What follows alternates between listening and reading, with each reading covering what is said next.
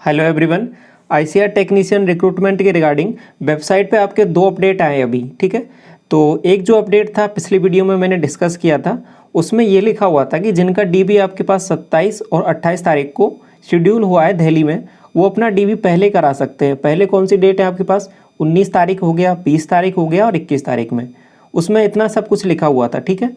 तो ये चीज़ें थी।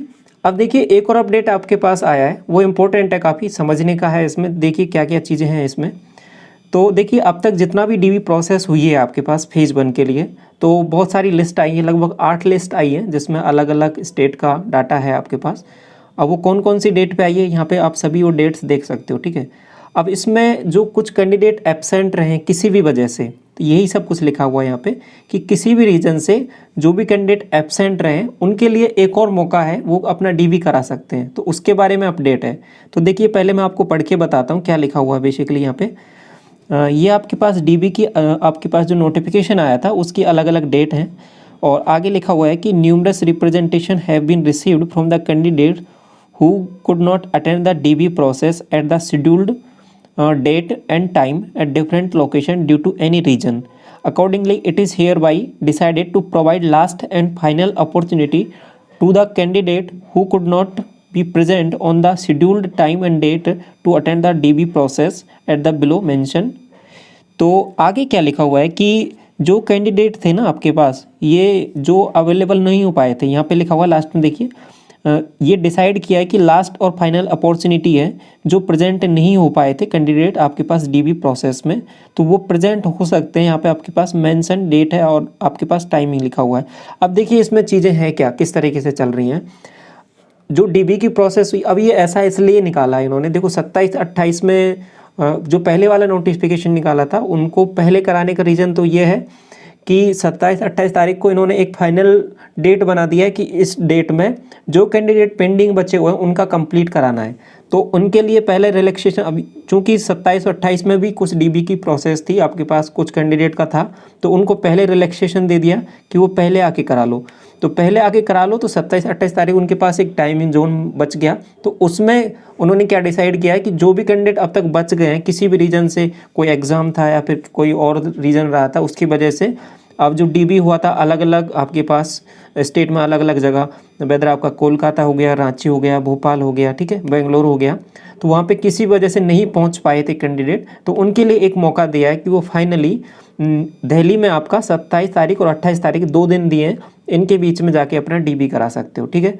तो जिनका 27-28 में था वो तो करा ही सकते हो, वो पहले भी करा सकते हो, लेकिन जो बाकी जो बच गए हैं उनके लिए 2 डेट्स हैं, उनका ध्यान रखना है।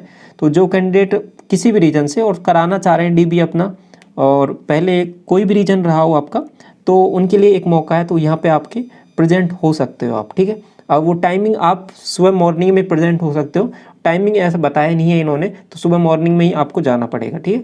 उसके बाद में जैसे आपका जितने कैंडिडेट होंगे उनके हिसाब से वो बना लेंगे, क्या शेड्यूल बनाना है उस हिसाब से आपका डीबी की प्रोसेस रहेगी। तो ये चीज़ समझ में आई आपको, तो एक अच्छी चीज़ है, अच्छी अपॉर्चुनिटी है। अब ऐसा इसलिए हो सकता है, ऐसा इसलिए हुआ हो कि आपके पास नंबर ऑफ कैंडिडेट है वो ज़्यादा एब्सेंट रहे हो, ठीक है।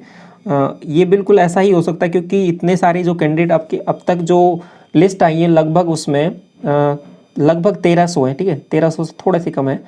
तो जितने कैंडिडेट का जो लिस्ट आई है वो लगभग 1.5 गुना, मतलब जो 1300 कैंडिडेट बुलाए हैं इन्होंने, तो इनके पास इतने नंबर नहीं पहुँचे। हर एक शिफ्ट में मैंने आपको डाटा भी बताया था पिछली बार कि 20 से 25% एवरेज है ये, तो किसी शिफ्ट में ज़्यादा भी हैं, किसी शिफ्ट में थोड़े कम भी हैं। तो इतने स्टूडेंट आपके पास एस्पिरेंट है वो एब्सेंट रहे, तो इनके पास एक सफिशिएंट नंबर नहीं पहुंचा है एस्पिरेंट का, तो इस वजह से इन्होंने यहाँ पे एक चांसेस निकाला है। साथ में एक चीज़ और है यहाँ पे कि रिप्रेजेंटेशन भी एस्पिरेंट ने लगाई है कि किसी रीज़न से आप वो नहीं पहुंच पाए हैं, तो उन दोनों चीज़ों को ध्यान रखते हुए ये एक आपके पास एक मौका है कि जो एस्पिरेंट बच गए थे या किसी रीज़न से नहीं हो पाया था, तो उन्हीं का, तो देखो उन्हीं का हुआ है जिनका आपके पास डीबी में पहले लिस्ट नाम था, ठीक है।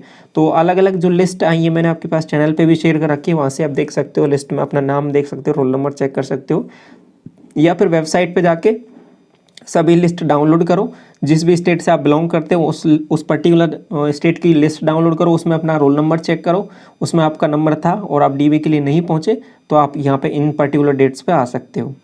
ये चीज़ क्लियर हुई कि किनको आपको यहाँ पे दोबारा मौका मिला है। एक चीज़ और, अब ये देखो ये फाइनल और लास्ट है, इसमें इसके बाद फर्दर कोई आगे चांस नहीं मिलेगा, इस चीज़ को ध्यान रखना है आपको।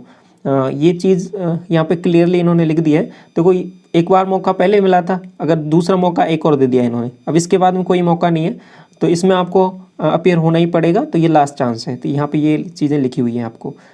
तो बाकी आप खुद के एंड पे भी ये पढ़ सकते हो, नोटिफिकेशन मैं आपको चैनल पे शेयर कर दूंगा, वहाँ से आप देख सकते हो, वेबसाइट से आप डाउनलोड कर सकते हो। अब जो कैंडिडेट बचे हुए हैं उन्हें क्या क्या डॉक्यूमेंट्स लेके जाने, तो देखो एक तो आपको जीमेल पे पहले ही मेल आ गया होगा, तो उसमें जो आपका कॉल लेटर है वहाँ पे आपके सारे डॉक्यूमेंट्स की लिस्ट लिखी हुई है, तो वो सभी आपको प्रिपेयर रखने और लेके जाने हैं डीबी में। और साथ में यहाँ पे भी यहाँ पे लिख दिया है इन्होंने कि आपके पास बर्थ सर्टिफिकेट होना चाहिए, बर्थ सर्टिफिकेट जो आपकी डेट ऑफ बर्थ को शो करे, 10th का सर्टिफिकेट आपके पास वैलिड रहेगा। एजुकेशनल क्वालिफिकेशन होगी, ग्रेजुएशन किया तो ग्रेजुएशन, बाकी जितना आपने वहाँ पे लगाया है डॉक्यूमेंट्स, जितनी एजुकेशनल क्वालिफिकेशन तक का उतना ही लेके जाना है आपको। बाकी किसी रिजर्व कैटेगरी से बिलोंग करते हो तो वो लेके जाना है, उसका सर्टिफिकेट हो गया, ST SC OBC का। और बाकी कॉल लेटर का एक और आपको कॉल लेटर लेके जाना है, और बाकी जितने भी डॉक्यूमेंट्स हैं उनकी फोटोकॉपीज लेके जानी है। एडमिट कार्ड हो गया आपका, जो CBT के टाइम पे आप अपीयर हुए थे उसका एडमिट कार्ड लेके जाना है। और जो एक्चुअल में जिस पे आपका सिस्टम नंबर लिखा रहता है कि कंप्यूटर नंबर, ये वो नहीं है, कोई इशू नहीं है, एडमिट कार्ड होना चाहिए आपके पास। नहीं है तो प्रिंट है तो उसका प्रिंट आउट निकलवा लो, तो उससे भी चला जाएगा, ठीक है। तो वो भी एडमिट कार्ड चलेगा आपके पास। कॉल लेटर है जो आपको जीमेल पे आया है, या फिर यूज़र ID पासवर्ड डाल के वेबसाइट से भी डाउनलोड कर सकते हो। ये सभी चीज़ डॉक्यूमेंट्स हैं, तो ये सभी आपको लेके जाने। तो ये चीज़ समझ में आ गई आपको किस तरीके से यहाँ पे क्या नोटिफिकेशन आया, क्या चीज़ें हैं इसमें। पिछले में हमने डिस्कस किया था कि जो कैंडिडेट रह गए 27-28 वाले पहले करा सकते हैं, और इसमें बात की है कि जो कैंडिडेट अभी रह चुके हैं, अब तक जितनी भी DB की लिस्ट आई है किसी वजह से रह गए हैं, तो वो इनको एक लास्ट मौका 27-28 तारीख में न्यू दिल्ली में ही कराना पड़ेगा आपको। वेदर आप कहीं से भी बिलोंग करते हो, वेदर UP से हो गए या फिर कोलकाता से हो गए या फिर कहीं से भी, सबको दिल्ली में आना पड़ेगा इस बार DB की प्रोसेस के लिए, जो आपके पास ICR का जो मेन सेंटर है आपके पास पूसा दिल्ली। ठीक है, ये चीज़ समझ में आई आपको किस तरीके से चल रही है। बाकी आप चैनल पे पहली बार विजिट कर रहे हो तो सब्सक्राइब कर सकते हो फर्दर अपडेट्स के लिए। जैसा कि आपको पता है कि ICR से रिलेटेड सभी इन्फॉर्मेशन आपको शेयर हो जाती है यहाँ पे, तो आप जुड़ना चाहें तो जुड़ सकते हो। बाकी टेलीग्राम चैनल का लिंक भी वीडियो के डिस्क्रिप्शन में दिया है, वहाँ से उसको भी ज्वाइन कर सकते हो आप। जो भी अपडेट है आपको वहाँ पे नोटिफाई कर दी जाएंगी, ठीक है। तो ये जानकारी है, तो इस वीडियो को यहीं तक रखते हैं। Thank you so much.